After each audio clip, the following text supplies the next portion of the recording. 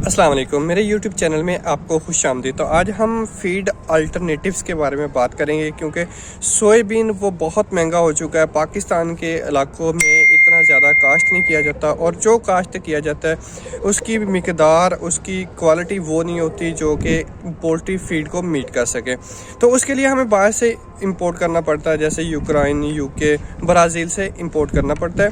लेकिन रिसेंटली एक वाक़या हुआ है कि जो सोयाबीन था उसको रोक लिया गया था, जिसकी वजह से आज उसका रिज़ल्ट आ रहा है कि जो ब्रायलर गोश्त जो कि 200-250 का किलो बिक रहा था वो आज 600 से 700 रुपये किलो का बन रहा है, क्योंकि आपके पास सोयाबीन इतनी नहीं थी कि उसको पोल्ट्री फीड में यूज़ कर सकते, जिसकी वजह से फार्मर ने चूज़ा नहीं डाला। तो कुछ कंपनीज के पास जो रिज़र्व था सोयाबीन उसी को यूज़ करके उन्होंने रखा है। तो अब जो उनके पास फ्लॉक आ रहे हैं वो पहले से फीड बनी हुई थी और वो उसको ही चला रहे हैं और अपनी मर्ज़ी का रेट रख रहे हैं। ठीक है, तो आज हम कुछ ऐसे अल्टरनेटिव्स की बात करेंगे जो कि हम पोल्ट्री फीड के अंदर इस्तेमाल कर सकते हैं। सबसे पहले ग्वार मील की बात करेंगे, क्योंकि ग्वार मील मैंने अपनी एमफिल की रिसर्च में इस्तेमाल किया था और ये चेक करने की कोशिश की थी कि हम इसको किस तरीके से अल्टरनेटिव ले सकते हैं, सोयाबीन के अल्टरनेटिव किस तरीके से यूज़ करें। अगर इसकी कंपोजिशन की बात करें तो हम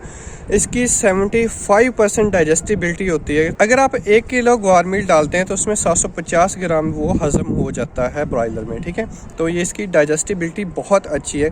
हर एक जितने भी मैं सोर्स बताऊंगा, अल्टरनेटिव सोर्स बताऊंगा कि हम उसकी सोयाबीन की बजाय कुछ और चीज़ें इस्तेमाल कर सकते हैं। सबकी कुछ ना एक्सेप्शंस हैं कि इस चीज़ को किस वजह से नहीं इस्तेमाल कर सकते और इसमें कौन कौन सी चीज़ें आ जाती हैं जिसकी वजह से इसको इस्तेमाल नहीं कर सकते। तो ग्वार मील का उसकी अमाइनो एसिड कंपोजिशन बहुत आला होती है। ठीक है, लेकिन इसकी एक वजह है कि इसके जब ये हम ग्वार मील प्रोड्यूस कर रहे होते हैं तो मोनोग्लैक्टिन प्रोड्यूस हो जाता है, जो कि पेपर इंडस्ट्री में बहुत अच्छा बाइंडर के तौर पर इस्तेमाल होता है। ठीक है, पेपर इंडस्ट्री में इसे इस्तेमाल किया जाता है। जब ग्वार मील मेनली जो पाकिस्तान के अंदर, इंडिया के अंदर जो ग्वार मील जो यूज़ हो रहा है वो सिर्फ और सिर्फ पेपर इंडस्ट्री में मोनोग्लैक्टिन की बनाने की वजह से इस्तेमाल हो रहा है। हम उसे पोल्ट्री में भी फीड प्रोटीन सोर्स के तौर पर इस्तेमाल कर सकते हैं, क्योंकि इसके अंदर 44% प्रोटीन होती है। सोयाबीन के अंदर 46 से 50% प्रोटीन होती है, तो इसको हम अल्टरनेटिव के तौर पर इस्तेमाल कर सकते हैं।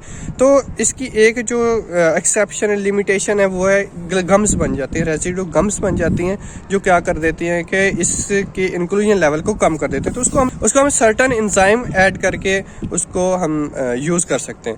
सेकंड नंबर पे आता है सनफ्लावर मील। इसके अंदर चूँकि फाइबर कंटेंट बहुत ज़्यादा होता है, इस वजह से इसको कम इस्तेमाल करते हैं, लेकिन इसकी जो डाइजेस्टिबिलिटी की बात करें तो बहुत हाई होती है। ग्वार मील से भी 10% ज़्यादा होती है, तकरीबन 85% इसकी डाइजेस्टिबिलिटी होती है। और इसके अंदर प्रोटीन की बात करें तो वो 40 से 43% इसमें प्रोटीन पाई जाती है। और जो इसके अंदर जो अमाइनो एसिड कंटेंट है जो सबसे ज़्यादा इंपॉर्टेंट होते हैं, हम कह सकते हैं मेथियोनिन, लाइसिन। मेथियोनिन सोयाबीन से ज़्यादा होता है, लाइसिन की क्वांटिटी थोड़ी सी कम होती है। टैनिन, यूक्रिक एसिड, फिनोलिक कंपाउंड इसमें बहुत कम होते हैं और इसकी जो पैलेटेबिलिटी होती है वो बहुत ज़्यादा होती है। इस वजह से हम इसे सोयाबीन के अल्टरनेटिव पे इसे यूज़ कर सकते हैं। उसके बाद सीसम मील इस्तेमाल कर सकते हैं। इसकी जो प्रोटीन होती है वो तकरीबन 48% होती है। 45% इसके अंदर प्रोटीन होती है। फाइटिक एसिड इसमें ज़्यादा होता है। और अगर हम मेथियोनिन की बात करें, लाइसिन की बात करें, तो लाइसिन कंटेंट इसमें कम होता है। मेथियोनिन थोड़ा सा कदरे बेहतर होता है सोयाबीन की निस्बत। ठीक है, इसमें अगर कैल्शियम मिनरल की बात करें, कैल्शियम फास्फोरस की क्वांटिटी बहुत हाई होती है। ठीक है, इसलिए इसे हमें अल्टरनेटिव यूज़ कर सकते हैं।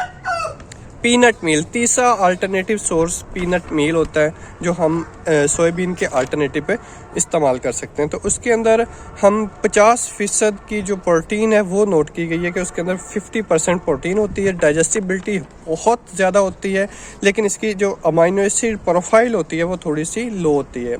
हाई फाइबर होने की वजह से, माइकोटॉक्सिन इसके अंदर होने की वजह से इसको थोड़ा सा हम कम इस्तेमाल करते हैं फीड के अंदर, क्योंकि आपको पता है कि फाइबर कंटेंट पोल्ट्री फीड के अंदर, स्पेशली ब्रॉयलर फीड के अंदर 5% से कम होना चाहिए।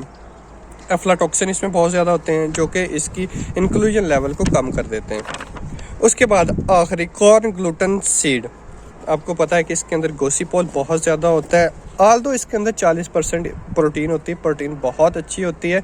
जितने भी सोर्सेज हमने डिस्कस किए हैं आज, इसमें प्रोटीन की क्वालिटी बहुत अच्छी होती है, ठीक है। लेकिन इसकी डाइजेस्टिबिलिटी जो होती है ना, वो मॉडरेट होती है, थोड़ी सी कम होती है। गोसीपोल की वजह से हम उसे क्या कर सकते हैं कि अगर हम उसको डीहलिंग अच्छी करें, और अगर आप उसको जो ट्रीटमेंट देते हैं, जो प्रोसेसिंग के दौरान आप उसको ठीक करते हैं, तो जब आप मील बना रहे होते हैं, आपको पता है कि जब किसी भी सीड के अंदर से जो ऑयल होता है एक्सट्रैक्ट कर लिया जाता है, चाहे वो सॉल्वेंट एक्सट्रैक्शन से किया हो, चाहे फिजिकल एक्सट्रैक्शन से किया हो, तो जो बाकी चीज़ बच जाती है उसे केक बोलते हैं, ठीक है। कॉटन सीड केक या कॉटन सीड मील भी कह सकते हैं, जो प्रोटीन के ज़राए होते हैं, क्योंकि उसके अंदर जितनी भी एनर्जी होती है उसे एक्सट्रैक्ट कर लिया जाता है ऑयल की फॉर्म में, ठीक है। फाइबर कंटेंट की बात करें तो वो तकरीबन इसमें 15% होता है। 15% फाइबर बहुत ज़्यादा होता है, जिसकी वजह से इसको हम थोड़ा सा कम इस्तेमाल करते हैं। अब इंक्लूजन लेवल की बात करें तो ग्वार मील को हम 25 से 30% तक पोल्ट्री फीड में इस्तेमाल कर सकते हैं। उसके बाद अगर हम उसकी सनफ्लावर की बात करें तो उसको भी हम इतना ही इस्तेमाल कर सकते हैं, लेकिन उसमें थोड़ा सा कम करते हैं, क्योंकि उसमें फाइबर जो होता है वो ज़्यादा होता है। और अगर हम पीनट मील की बात करें तो वो भी थोड़ा सा 10% तक हम इस्तेमाल कर सकते हैं, उससे ज़्यादा इस्तेमाल नहीं करते। कॉटन सीड को भी हम, अगर कॉटन सीड मील की डाइजेस्टिबिलिटी बात करें तो वो तकरीबन 65% होती है। उसके अंदर और चीज़ें होती हैं जब मैंने अभी डिस्कस किया कि वो अच्छी नहीं होती, उस बेस पे हम उसको थोड़ा सा कम इस्तेमाल करते हैं, ठीक है। तो अगर आपको मेरी वीडियो अच्छी लगी, सब्सक्राइब करना मत भूलिएगा। अल्लाह हाफिज़।